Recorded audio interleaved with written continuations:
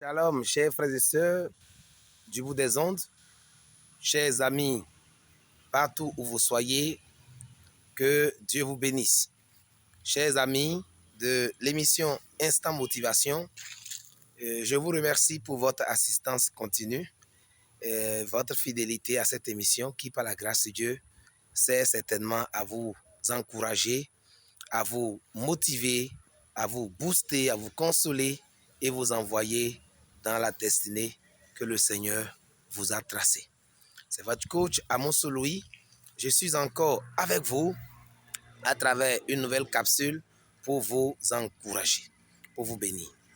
Alors, le thème d'aujourd'hui, c'est « N'attendez pas d'être dans les épreuves avant de devenir un homme de prière ou une femme de prière. » N'attendez pas d'être dans les épreuves ou d'être dans les difficultés avant d'être un homme de prière ou une femme de prière.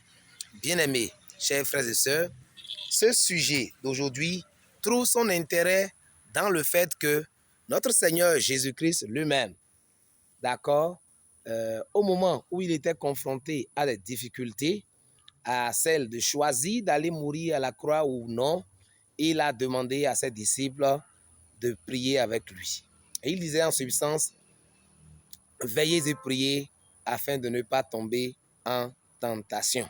Il demandait aux disciples de rester en éveil avec lui, de prier avec lui, afin qu'ils puissent savoir ce que le Père pense de cette décision ultime qui était d'accepter d'aller mourir sur la croix du Calvaire. Vous savez, notre Seigneur lui-même, avant que ce moment n'arrive, était un homme de prière. La Bible nous montre qu'il se levait très tôt le matin et cherchait la face de Dieu. Il priait. Il recevait donc certainement à travers sa prière le canevas de chaque jour, son agenda de chaque jour. Vous savez avec moi qu'il disait quelque part qu'il ne fait rien sans qu'il ne voie le Père le faire. Je ne fais rien sans voir le Père le faire.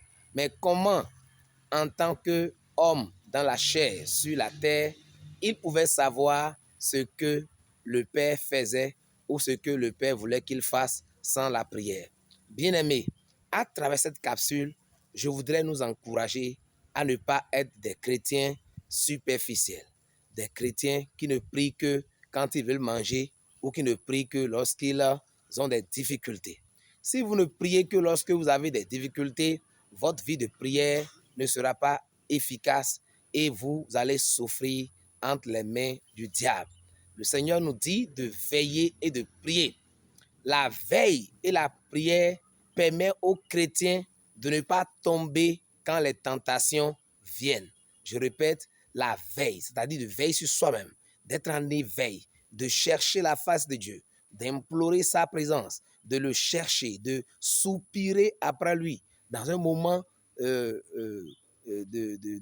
d'intimité personnelle avec lui ou un moment collectif. Quand vous priez, vous cherchez la face de Dieu, vous êtes chargé spirituellement. Bien-aimés, quand nous voyons à travers la Bible, même avant Jésus, quand on prend l'exemple de Daniel, la Bible nous dit dans Daniel 6 que Daniel avait l'habitude de prier 3 fois par jour. Je suppose que 3 fois par jour devrait être matin, midi et soir. Il se mettait dans sa chambre dans la direction, regardait, il ouvrait sa fenêtre en direction de Jérusalem et Daniel cherchait Dieu. Daniel était un homme de prière au point où, lorsqu'on a voulu le nuire, lorsque ses ennemis ont voulu le nuire, ayant fouillé dans tout ce que Daniel faisait, voyant que Daniel était irréprochable par rapport à la qualité de son travail, ses ennemis, d'accord, les satrapes de son temps, qui étaient jaloux du fait que le roi voulait le nommer, ont voulu le détruire et ont dit, nous ne pouvons pas l'avoir en matière de qualité du travail qu'il fait, mais nous pouvons l'avoir en matière de sa spiritualité. C'est quelqu'un qui prie. Alors mettons en place une loi pour interdire la prière. Lorsqu'ils ont choisi de faire voter une loi pour interdire la prière, Daniel n'a pas cessé de prier. Alors Daniel, la Bible nous montre dans Daniel 6, que Daniel est allé dans sa chambre, comme à l'accoutumée, il s'est mis à prier. Vous savez, la force de Daniel était dans sa capacité à chercher la face de Dieu nuit et jour. Et c'est pour ça que je voudrais vous dire, en cette fin d'année, pendant que l'ennemi travaille à détruire des vies, travaille à accidenter les gens, travaille à écourter l'existence des gens par les accidents, par les morts subites, par les maladies, etc. Pendant que l'ennemi travaille, si vous voulez être un chrétien victorieux, si vous ne voulez pas être manipulé par le diable, vous devez être un chrétien qui cherche Dieu. Pendant que tout va bien, passez du temps à prier. Pendant que tout va bien, je dis, passez du temps à adorer Dieu, à chercher sa face, à le louer, à le bénir, à chercher à vivifier votre âme dans sa présence.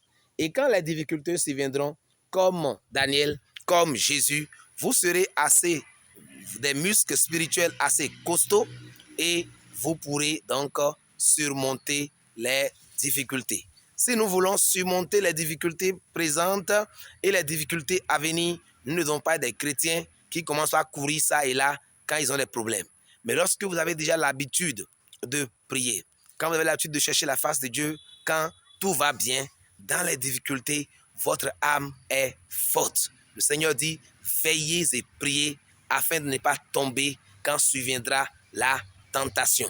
Daniel était tellement quelqu'un qui allait en communion avec Dieu qu'au point où lorsque les épreuves sont survenues, son âme était forte dans la présence de Dieu. Il était ragayadi, il était un homme costaud à l'intérieur. Son être intérieur était fort et il a résisté. Beaucoup de chrétiens tombent dans le péché parce qu'ils n'ont pas une vie de prière vivante. Beaucoup de chrétiens tombent quand les épreuves de la vie les touchent parce qu'ils n'ont pas une vie de prière vivante. Bien-aimé, quel est l'état de votre vie de prière actuellement? Cette vidéo s'adresse à toi. Si tu priais une seule fois par jour, sache que tu es un chrétien qui peut être qualifié comme, entre griffes, paresseux. Parce que vous ne mangez pas une seule fois par jour. Vous en mangez au moins 3 fois ou au pire des cas 2 fois. Mais comment votre âme mangera si vous ne priez qu'une fois? Quand vous vous levez le matin, il est de bon ton de chercher la présence de Dieu avant de sortir. David lui dit, je dévance le jour, je dévance l'aurore pour chercher la face de Dieu. J'aime ta présence. Bien-aimé, les forces du mal, les gens qui connaissent le pouvoir du soleil, qui connaissent le pouvoir de la lune, qui connaissent le pouvoir des éléments naturels, se lèvent très tôt et crient et invoquent ces choses-là pour que ces choses-là nous nuisent. Le soleil peut être exploité pour vous détruire. La lune peut être exploitée pour vous nuire. Allez lire le psaume 121. Vous verrez dedans. Il est écrit, l'Éternel ne sommeille ni ne dort. Il vous gardera. Il ne permettra pas que le soleil te frappe. Il ne permettra pas que la lune te frappe. Le frappe dont on parle ici, là, ce n'est pas que le soleil va t'accabler de sa chaleur. C'est que la lune et le soleil et les étoiles ont été créés par Dieu pour gouverner, pour délimiter le temps. D'accord? Mais les hommes spirituels dans ce monde méchant exploitent le soleil pour nuire. C'est pourquoi il y a des adorateurs du soleil. Quand ils exploitent le soleil nuit spirituellement à certaines personnes, à certaines destinées. Il y a des gens, leur problème commence lorsque la lune sort et la lune atteint son potentiel, c'est-à-dire devient très éclatant. La lune, donc, a été pervertie à des pouvoirs que les gens pervertissent pour nuire même à des chrétiens qui dorment. Mais lorsque vous vous levez pour chercher la face de Dieu, vous dites au Seigneur que ton règne vienne dans ma journée, que ton règne vienne dans ce jour, que ta volonté se fasse dans ma vie et non pas la volonté du diable. Bien-aimé, je vais te dire, si la prière n'est pas une âme importante, Jésus ne dirait pas que lorsque vous priez, dites Seigneur, que ton règne vienne et que ta volonté soit faite. Vous devez savoir qu'une chose, la prière, comme l'a dit Dr. Miles Monroe, est une licence humaine pour l'intervention divine. Je répète, la prière est une licence humaine pour l'intervention divine. Dieu ne viendra jamais agir dans votre vie si vous ne lui demandez pas d'agir. Dieu est esprit. Même dans le monde des ténèbres, dans le monde des méchants, les gens qui adorent Satan, qui adorent la lune, qui adorent le soleil, qui adorent les démons, ils savent qu'aucun démon ne peut opérer dans la vie d'un être humain sans qu'un autre être humain ne lui a demandé d'opérer. C'est pour dire quoi? Le monde des esprits n'interfère pas avec le monde des humains si des humains n'ont pas invoqué les esprits. Pendant que vous dormez jusqu'à 8 heures du matin, il y a des gens qui sont déjà levés à 1 heure, à 2 heures, qui invoquent des démons pour vous attaquer, qui invoquent des esprits d'immoralité, qui invoquent des esprits de mort, qui invoquent des esprits d'accident, qui invoquent des choses pour vous nuire. Vous, pour les avoir, vous, pour les contrecarrer, devez invoquer Dieu. C'est seulement dans la présence de Dieu que Satan est désarmé. C'est pourquoi Jésus pouvait nous dire de veiller et de prier. Et Paul va plus loin. Il dit prier sans cesse. Bien-aimé, en cette fin d'année, je voudrais te dire, tu dois te lever dans la prière. Tu dois te lever pour ta destinée. Jésus était un homme de prière. Et par sa prière, il savait ce que Dieu voulait pour lui dans une journée. Il ne faisait rien sans être convaincu que le Père lui a demandé de faire. Bien-aimé, ton entreprise là, comment tu la diriges? Ta famille là, comment tu la diriges? Ton futur mariage là, comment tu reçois les idées ou les pensées de Dieu? C'est dans la prière que tu entends Dieu. Quand la prière n'est pas seulement une récitation ou bien on vient parler à Dieu et on se lève. Dans la prière, vous parlez à Dieu et vous passez un temps dans le silence et Dieu vous parle aussi. Et par la méditation, Dieu va vous parler aussi quand vous allez lire la Bible. Mais la prière est un moment de communion avec le Père.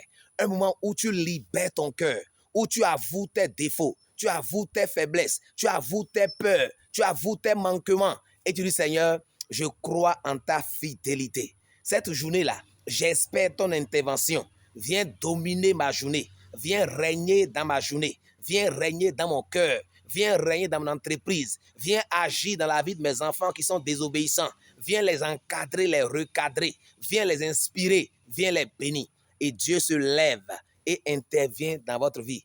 Bien-aimés, si vous vous levez pour être cet homme-là qui prie comme Daniel, qui prie le matin, qui prie à midi quand il est à la pause, qui prie le soir avec sa femme ou ses enfants quand il est seul, qui cherche la face de Dieu, votre vie ne sera plus la même. Et vous n'allez pas être exploité par des satanistes, vous n'allez pas être manipulé, influencé par des démons qui vous attaquent, qui attaquent vos pensées, qui attaquent votre entreprise, qui attaquent votre destinée. Levons-nous dans la prière. Je suis venu te dire ce soir, et cette exhortation est comme une déclaration prophétique pour toi, une invitation solennelle de la part du Seigneur. Ne prie pas seulement que lorsque tu as des problèmes. J'en couvre les pasteurs, prie pour moi. Mon père, prie pour moi. Mon prophète, prie pour moi. Alors que tu passais tout ton temps à dormir. Est-ce que le pasteur a fini de prier pour lui ses problèmes personnels? Regarde le nombre de frères dans l'église. Si lui va prier pour chacun de ceux-là, est-ce qu'il va dormir? Les enfants il va pouvoir dormir sa femme? Chers amis, ayons pitié de nos pasteurs, de nos prophètes, de nos docteurs. Levons-nous et allons vers le Père. La Bible nous dit que nous pouvons aller gracieusement vers le trône de la grâce, car Jésus nous a réconciliés avec Dieu. Nous pouvons lui parler. Et c'est ça que Dieu veut. C'est pourquoi il dit, donne-nous aujourd'hui notre pain quotidien. Dieu est grand, il est bon, il pouvait nous donner tout ce qu'il veut comme un père. Mais pourquoi il nous dit de demander? C'est parce qu'il veut avoir une communion régulière, journalière avec nous. Et c'est seulement à travers la prière que tu peux avoir cette communion régulière, journalière avec Dieu. Lève-toi et ne sois pas ce chrétien qui prie de façon circonstancielle, de façon mécanique, mais qui soupire après Dieu à travers la prière. C'était votre coach Amour sous lui. Je suis venu vous dire ce soir, ou au moment où vous me suivez, que ne soyez pas le chrétien qui prie seulement quand il est dans les difficultés, mais priez à tout temps. Shalom, shalom.